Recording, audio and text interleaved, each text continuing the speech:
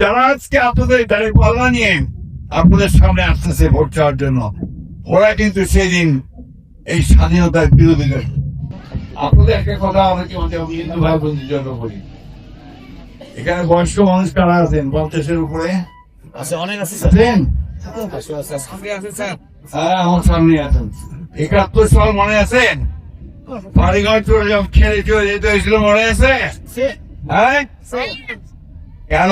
একটা যুদ্ধ হয়েছিল পাকিস্তানের সঙ্গে, আমাদেরকে যুদ্ধ করতে হয়েছিল, আমরা যুদ্ধ করেছি পাকিস্তানের বিরুদ্ধে। আমরা আত্মীয় করছিলাম কোন দেশটা স্বাধীন করছে, এই স্বাধীনটা আমরা করেছি বন্ধুগণ। এটা অন্যরকম পরে দিয়ে যায়নি হবে। আমরা আমাদের দেশ ছেড়ে মাটি ছেড়ে কোথাও যাবো না। আমরা আমাদের অধিকারকে প্রতিষ্ঠা করি।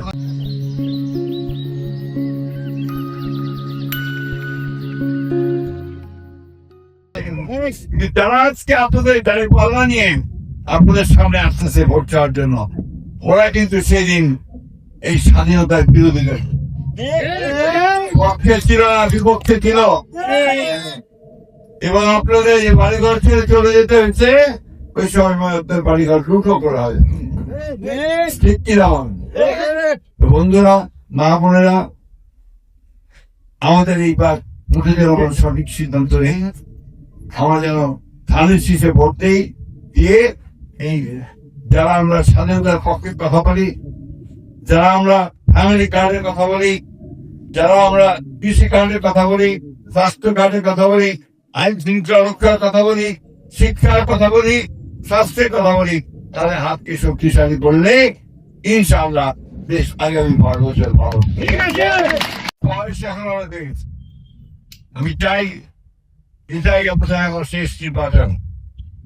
আমরা দয়া করে আমাকে যদি ভোট দেন, তাহলে আমি বিশেষ হয়ে আপনাদের এলাকার জন্য কাজ করতে চাই। আপনার এখানে সিকদার হাট থেকে গামদের পাওয়ার মধ্যে রাস্তা পকা করার দাবি আছে, অলরেডি আমরা কাজ শুরু করছি, হয়ে গেছে। ইনশাআল্লাহ এটা আমরা এই রাস্তা হয়ে যাবে। এই মন্দিরের প্রতিষ্ঠা টাকা দেওয়া হয়,